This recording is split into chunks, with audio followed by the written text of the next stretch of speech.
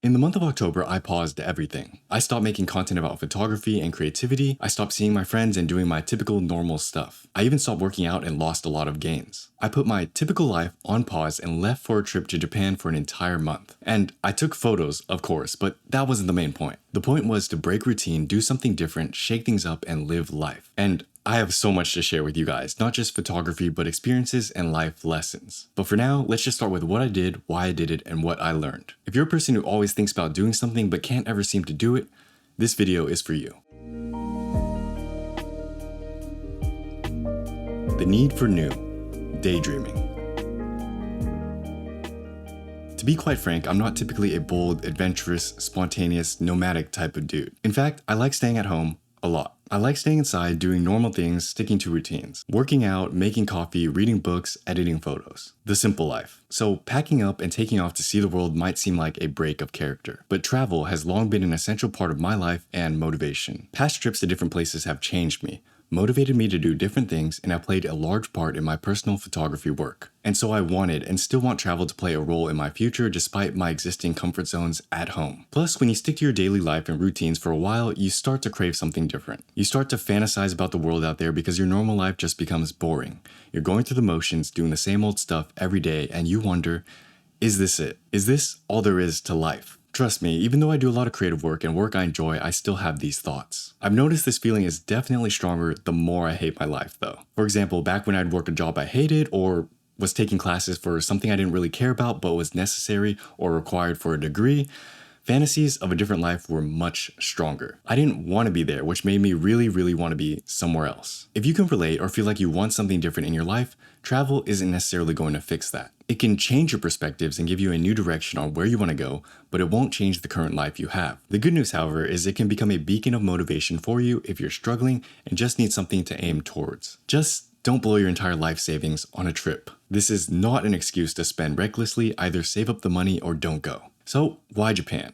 Japan 2024 was a trip I'd been planning in my head for a very long time. Spanning back to the first time I went to Japan in 2019, I always knew I wanted to go back and do it better. I probably had some reservations about the little things I didn't do right or didn't get to do on my first trip. And I felt like I couldn't fully enjoy myself back then because of it. There were plenty of things I wanted to do knowing what I knew now, so I wanted to redo and I wanted to do it better. Plus, my photography is way better now than it was 5 years ago, so that was probably a big part of it too. Thinking about being in a different place on my own, seeing new and beautiful things, and just doing something cool excited me for a long time. So if you feel similar about somewhere you want to go, something you want to do, but haven't been able to do it, let's explore getting over that hump.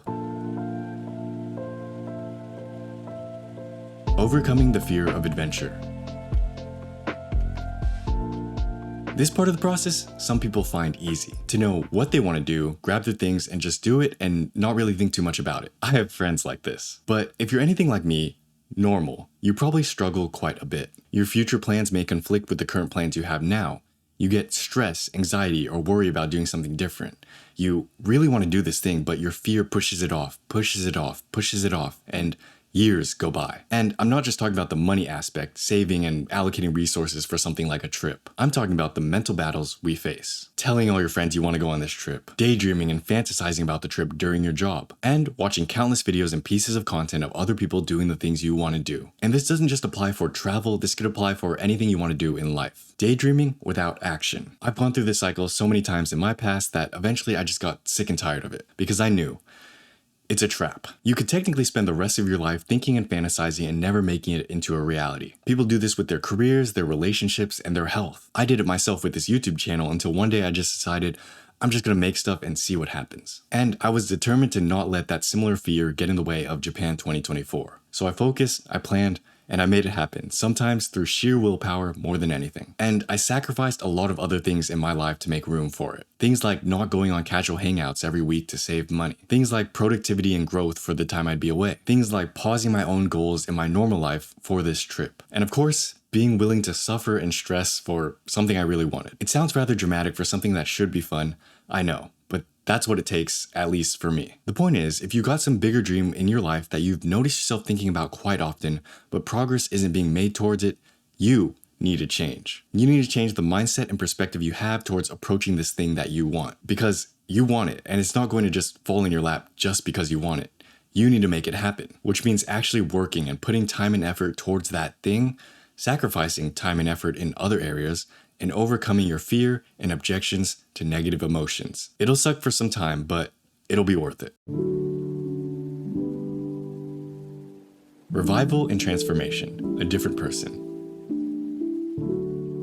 When we've finally gotten over the first two humps, daydreaming and overcoming fear, we can finally have the trip we wanted, do the thing we wanted to do, whatever. And whatever experience you have, whether it's good or bad, will be transformative. We won't delve too much into the journey part today because every experience is unique and different.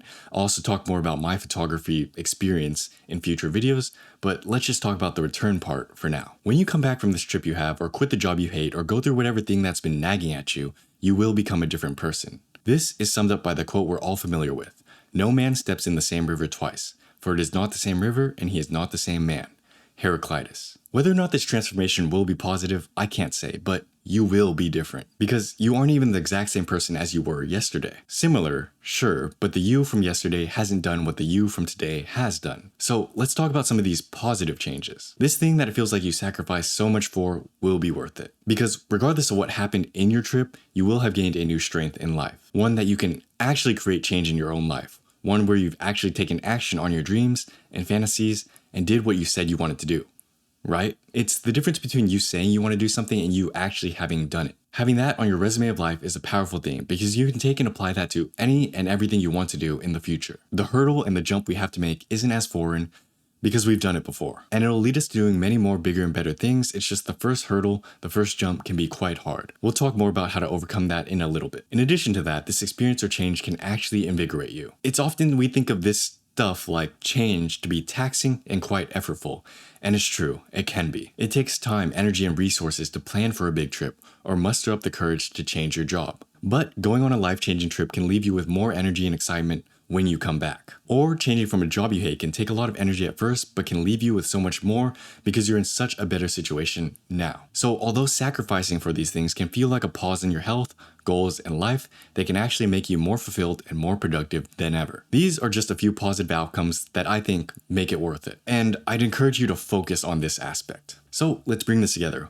Why did I put my health, my goals, my life on pause to explore Japan for a month? I did so because I needed to. I had a strong fantasy in my head for a long time about this trip and the things I wanted to do, that I couldn't just ignore them. And I was familiar with this feeling that I could just daydream and fantasize forever and never do anything about it. And I didn't want that, which forced me to take action. I had to sacrifice and do a lot of things I didn't want to or like doing to make this happen. Overcoming the stress and anxieties of travel, putting aside money for the trip, cutting back on useless spending, and putting other wants on pause, which ultimately gave me the trip and experience I wanted. We'll talk about this more in a future video.